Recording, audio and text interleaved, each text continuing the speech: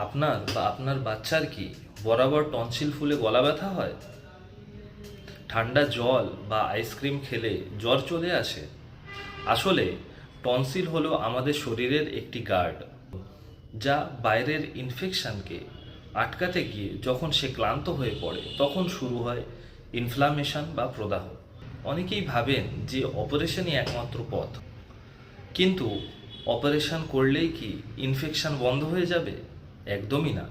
বরং আপনার ও আপনার বাচ্চার শরীরের রোগ প্রতিরোধ ক্ষমতা কমে যেতে পারে। হোমিওপ্যাথিতে ব্যারাইটা কার্ভ, ব্রায়ানিয়া, বেলাডোনা এবং স্পঞ্জিয়ার মতো কিছু ওষুধ আছে, যা সেবনে অপারেশন ছাড়াই আপনার এবং আপনার বাচ্চার টনসিলের সমস্যা গোড়া থেকে নির্মূল হবে এবং ইমিউনিটি বুস্ট হবে। আপনার টনসিলের সমস্যা কতদিনের?